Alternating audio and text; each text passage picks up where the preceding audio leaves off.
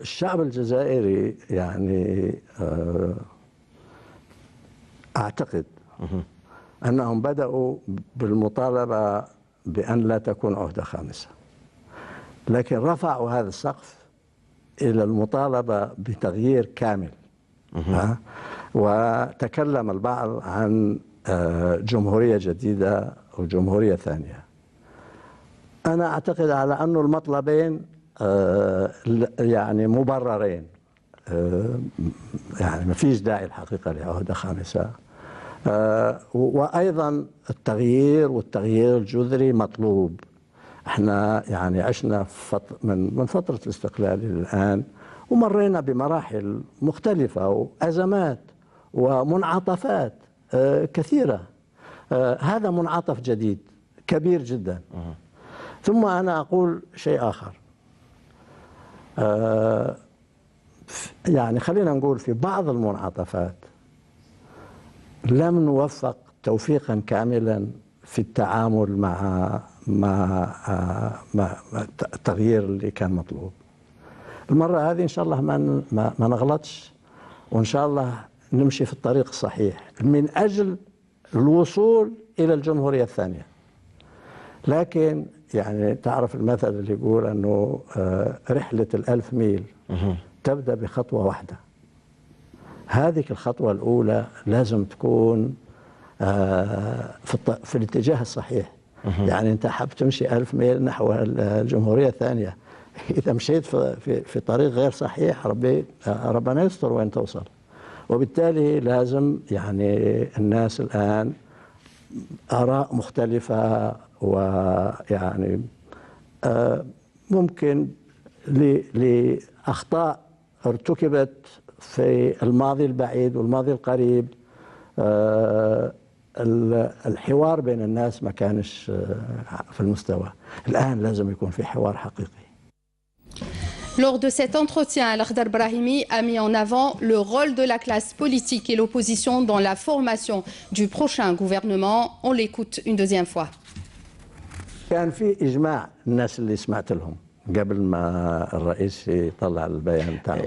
التقيتهم هذه المرة؟ نعم في هذه الزيارة للجزائر. في هذه الأيام. نعم في هذه الأيام كان في إجماع على أنه طبعا العهدة الخامسة لا، والانتخابات لا. كان فيه يعني أو على الأقل الناس اللي شفتهم، ومثل ما قلت لك كان فيه حتى يعني معارضين يعني بقوة شديدة جدا. لا عهدة خامسة ولا انتخابات في 18 أبريل. يعني السيدة لويزا حنون مثلا ذكرت مرارا أو رددت الحقيقة ما كان السيد آية أحمد الله يرحمه يطالب به من أول يوم سنة 63. هي الجمعية الدستورية، المجلس التأسيسي. نعم. طيب المجلس التأسيسي هذا كيف يعني يرى النور؟ انتخابات.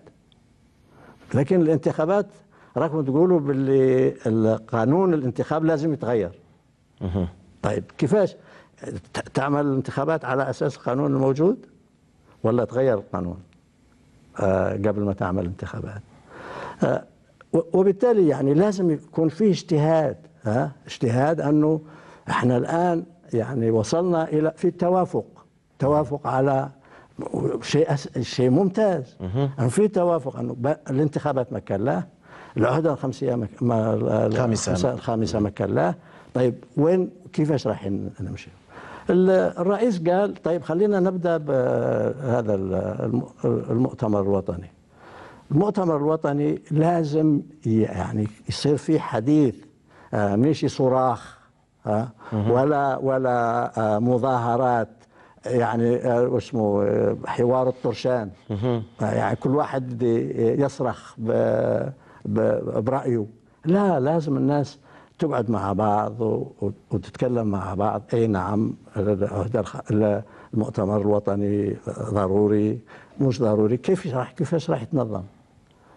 لازم البعض اعترض على هذه القرارات. طيب يا أخي يتكلموا مع غيرهم يعني طريقة أخرى لتمديد عهدة، وقيل الكثير يعني عن يا سيدي ما هو طيب لا نقعد مع بعضنا بعض ونقنع بعضنا بعض بالرأي والرأي المخالف. Concernant, interrogé sur les revendications de la jeunesse algérienne, l'ancien diplomate Lakhdar Brahimi a affirmé que l'avenir appartenait à nos jeunes. On l'écoute cette fois-ci encore. احنا جينا على ظهر الثورة المسلحة، وبالتالي يعني ما تأخذناش أننا نتغنى لكننا ندرك أيضا على أنه الشباب الصغير اللي يتولد في القرن الجديد يشوفوا على أنه ثورة أول نوفمبر لا تختلف كثيرا على قصة الأمير عبد القادر. هذه يعني أمجاد تاريخية في بلدنا، لكن ما هيش نتاعي أنا.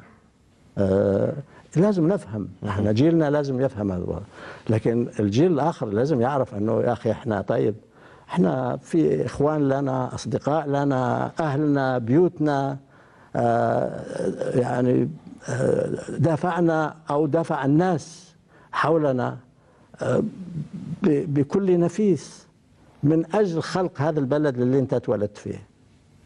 وبالتالي يعني ما تأخذنيش على أني ما ننساش هذه الحقيقة، لكن لا بد أنه يعني أظن 70% من الناس هنا عمرهم أقل من 30 سنة، من 20 إلى 30 سنة. 70% ما في شك على أنه لازم يكون لهم دور واسع، دور واسع جدا. أنا أتمنى على أنه يعني يبقى فيه الوزير، لكن أيضا يا أخي ما تنفيش الخبرة موجودة. L'ancien diplomate est revenu également en détail sur le message du président de la République adressé récemment à la nation. On l'écoute. أظن أن الرئيس بوتفليقة عمل اللي عليه بأنه قال أنا ماشي، يلا وجدوا رواحكم باش تودعوني، وجدوا ظروف اللي تودعوني فيها. هذا كان طلب رئيسي للناس. وقال أيضا أنتم تحدثتوا على جمهورية ثانية، أنا معكم، البلد محتاج إلى جمهورية جديدة. أظن هو قدم اللي عليه. إذا كان في شيء مطلوب منه في الأسابيع اللي جاية، أنا متأكد على أنه سيتجاوب معها، لكن الآن أعتقد أنه هو لا يريد أن يشارك في بناء الجمهورية الثانية. هذا يعني يقول لك أنا يعني أنا مستني تبنوا الجمهورية نتاعكم وأنا ماشي. هذه الجمهورية تاعتي. s'est installé entre gouvernants et gouvernés. Quelles sont les garanties qu'offre aujourd'hui l'État, les pouvoirs publics pour rétablir cette confiance, notamment sur le plan constitutionnel, d'autant plus qu'il y a plusieurs juristes qui ont déclaré que la Constitution n'a pas été respectée, Monsieur Lamtana Mamla. Encore une fois, les choses ne peuvent pas être prises isolément. J'ai rappelé qu'il y avait une élection présidentielle qui était fixée. Un décret présidentiel convoquant le corps électoral, le président Abdelaziz Bouteflika avec d'autres étaient candidats. C'est en réponse à une demande pressante d'une partie de notre opinion publique importante que le président a été amené à considérer qu'un minimum d'harmonie entre les Algériens était indispensable et que cette échéance, si elle doit être la cause de division, de déchirement, ne devait pas être observée. Donc il y a une exception? Vous permettrez peut-être d'évoquer un petit peu un certain nombre d'activités que j'ai eu à exercer dans le passé au titre de l'Union africaine ou des Nations Unies. Dans chaque situation de cette nature, il faut que les acteurs nationaux eux-mêmes fassent preuve de créativité, fassent preuve de volonté de s'entendre, aillent à la rencontre les uns des autres, et le droit, qui est un produit de la société, ne peut que favoriser de telles retrouvailles plutôt que de bâtir des murs entre des compatriotes qui aspirent à se projeter ensemble dans l'avenir.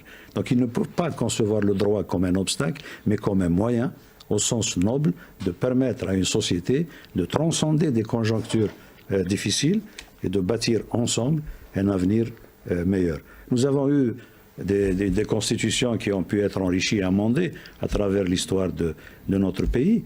Et nous avons eu des situations où les juristes très, très respectables, je me considère même comme l'un d'entre eux, même si je n'ai peut-être pas exercé ni fait d'études comparables à celles de certains de nos compatriotes qui sont exprimés de la manière que vous avez indiquée. Mais lorsque le président Liamin Zerouel a décidé de raccourcir son mandat, beaucoup de juristes ont dit que ce n'était pas prévu par la Constitution. Et ce n'était pas prévu par la Constitution. Dès lors que le président de la République, Liamin Zerouel, a pensé que pour les besoins d'une réalité politique que traversait la nation algérienne, il était nécessaire pour lui d'abréger son mandat et de permettre à l'Algérie d'élire de manière encore plus pluraliste, peut-être plus ouverte que la fois précédente, puisque nous étions dans l'apprentissage de la démocratie pluraliste et le président Zerouel a volontiers raccourci son mandat, il a été dit juridiquement que ce n'était pas prévu, alors même que c'était dans l'intérêt de la nation.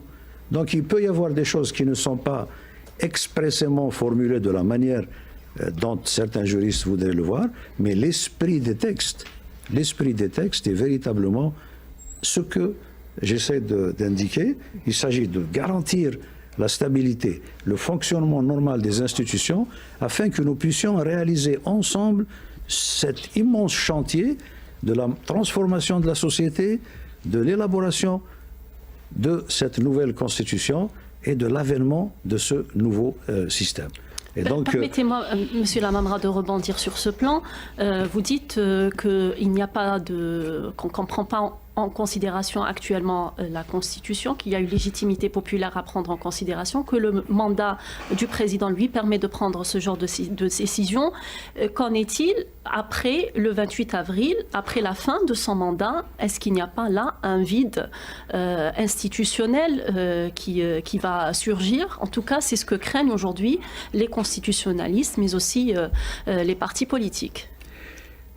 Ceux qui ont souhaité ardemment qu'il n'y ait pas d'élection le 18 avril, cela même dont l'appel a été entendu par le président Abdelaziz Bouteflika, ont bien accueilli le fait qu'il n'y ait pas d'élection le 18 avril. Mais le président de la République a intégré cette décision concernant la non-tenue de l'élection présidentielle du 18 avril dans une approche globale qui consiste en fait à reporter la tenue de cette élection présidentielle. Un certain nombre d'observateurs, de commentateurs ont relevé à juste titre que si on faisait une élection le 18 avril et une autre sur la base de la nouvelle constitution à la fin de la période nécessaire à la conférence nationale pour élaborer la constitution, cela ferait 2 élections présidentielles. On a un laps de temps raccourci et ça aussi a été pris en considération pour dire qu'il y aura une seule élection présidentielle, c'est celle qui se déroulera sur la base de la nouvelle constitution qui elle-même exprimera une réunification des Algériens autour d'objectifs communs.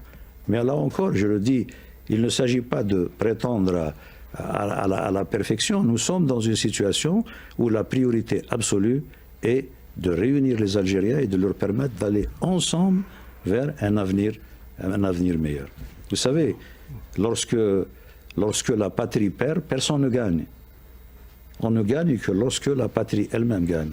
Et c'est cela le sens de la démarche qui anime aujourd'hui le président de la République. Il ne s'agit pas de rester au pouvoir pendant quelques semaines ou quelques mois de plus, ni pour lui, ni pour son gouvernement, ni pour telle ou telle personnalité. Il s'agit véritablement de nous hisser au diapason de nos responsabilités et de faire en sorte que la réponse à l'aspiration de la société se fasse dans une, j'allais dire, une claire conscience de notre devoir envers notre peuple, de notre devoir envers notre voisinage, envers la communauté internationale, en tant qu'État algérien sérieux, un État qui assume sa responsabilité. Donc il n'y aura pas de vide au-delà du 28. Voilà, il faut un apaisement du cœur et des esprits. Oui. Il faut qu'il y ait une attitude constructive de tout le monde. Et le gouvernement, pour sa part, qui sera formé, en tout cas en ce qui concerne ceux qui sont déjà là, nous sommes animés, habités par l'humilité, nous sommes à l'écoute. Nous souhaitons savoir ce que les uns et les autres souhaitent, au-delà des affirmations de principes qui sont respectables, que nous entendons, que nous respectons. Au-delà du 28, donc il n'y a pas de vide pour vous. Le plan de travail indique très clairement que toutes les institutions de la République continueront à fonctionner normalement jusqu'à l'élection du président de la République. Très bien. Je passe la Du parole. prochain président de la République, je le souligne. Je passe la parole à Farouk Belhabib de l'APS. Bonsoir, Monsieur Bonsoir. le Premier ministre. Moi, je vais rebondir dans le même contexte sur la question c'est-à-dire de cette solution. Est-ce qu'on peut la considérer comme l'unique solution à la situation qu'on vit actuellement en Algérie? Et en même temps, il y a des craintes exprimées par la classe politique algérienne, notamment de l'opposition, qui disent qu'il pourrait y avoir un changement effectif, enfin, qui le demandent et qui le réclament. Ils réclament un changement effectif du système politique algérien. Est-ce qu'on peut leur dire que c'est la seule solution qui s'impose à l'Algérie, c'est-à-dire de passer par une période transitoire avant d'aller aux élections présidentielles? Vous savez, dans notre Constitution et dans le serment que prête le président de la République, sa responsabilité envers le peuple, envers la permanence de l'État, sa responsabilité vis-à-vis de la sécurité publique, de la protection des biens et des personnes, tout ceci constitue des impératifs catégoriques pour le chef de l'État. Donc, de son point de vue, à lui, président Abdelaziz Bouteflika, tel qu'il l'a formulé dans son message à la nation algérienne, c'est ce plan de travail qui est de nature à nous permettre d'harmoniser les aspirations des uns et des autres, à répondre à l'appel pressant au changement profond, et également à veiller à ce que cela se passe de manière pacifique, de manière progressive, de manière inclusive, démocratique et certainement de manière tout à fait respectueuse des aspirations des uns et des autres. Mais il s'agit pour nous tous de discuter, de dialoguer. Il s'agit de dialoguer tout en étant particulièrement sensible aux aspirations de la jeunesse, parce que je le dis, nous n'avons pas toujours été à l'écoute de la jeunesse dans notre pays. Il ne s'agit pas de jeter la pierre à tel ou tel responsable. Nous tous, nous n'avons pas toujours été réceptifs, nous n'avons pas toujours été au-devant, mais je veux dire, de ce que les jeunes peuvent espérer, peuvent attendre de leurs aînés, a fortiori de leurs gouvernants. Cela n'a pas été le cas. Il faut écouter maintenant, se mettre à l'écoute, mais mieux encore, il faut impérativement que les jeunes, les femmes aussi, deviennent davantage des acteurs effectifs et des bénéficiaires prioritaires de tout ce que l'État peut entreprendre, de tout ce que l'économie nationale peut offrir en termes d'amélioration de la qualité de vie de la population. Monsieur le ministre, concrètement, comment le gouvernement va procéder les prochains jours? Qu'est-ce qui est prioritaire maintenant? Le gouvernement doit d'abord être formé. Le gouvernement doit d'abord être formé. Le président de la République a désigné un Premier ministre, c'est Nordine Bedoui. Il m'a demandé d'être à ses côtés comme vice-premier ministre, ministre des Affaires étrangères. Nous travaillons en tandem. Vous avez commencé? Il y a des noms? Nous sommes à l'écoute. Nous parlons de structure, nous parlons évidemment d'abord de lignes directrices. Le président de la République a souhaité un renouvellement substantiel. C'est-à-dire de nouveaux visages? Absolument, absolument. De nouveaux visages, des femmes, des jeunes, oui, mais également des personnes. Y aura-t-il des ministres de l'opposition? C'est souhaitable. Est-ce qu'il y a des tractations justement? Pardon? Est-ce qu'il y a des tractations avec l'opposition? Avec l'opposition. Tractations au sens propre. C'est des contacts. Pas encore. Des invites, des encouragements, des appels à manifestation d'intérêt. cela existe et je le fais également devant vous au nom de l'État, au nom du président de la République. Mais est-ce que vous le faites avec l'opposition?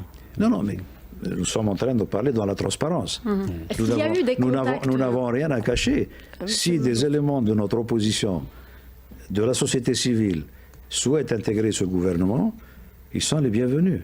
Ils sont les bienvenus. D'autant plus que le président de la République, vous l'aurez remarqué également, dans son message à la nation, a dit qu'au terme de la conférence nationale, un gouvernement de compétences pourrait être créé pour accompagner la Commission électorale nationale indépendante dans la préparation de l'élection présidentielle. Je crois pouvoir dire que l'esprit de cette disposition est que sans doute sera-t-il plus facile à l'opposition de vouloir intégrer le gouvernement à ce moment-là, une fois qu'elle aura participé à l'élaboration d'une nouvelle constitution, de la nouvelle plateforme, elle voudrait peut-être contribuer au sein du gouvernement à faciliter la tâche de la Commission électorale nationale indépendante qui, elle, sera souveraine pour l'organisation et que le président de la République a pu penser que dans le contexte actuel, il sera peut-être difficile à l'opposition, à la société civile, d'intégrer ce gouvernement. Mais elle y est cordialement invitée. Le gouvernement dont vous avez la charge de composer ces jours-ci pour donc prendre en charge les dossiers sera chargé de gérer les affaires courantes ou aura-t-il une décision politique à apporter? Le gouvernement de la République sera le gouvernement de la République. Nous avons des responsabilités nationales, des responsabilités de nature économique. Il s'agit de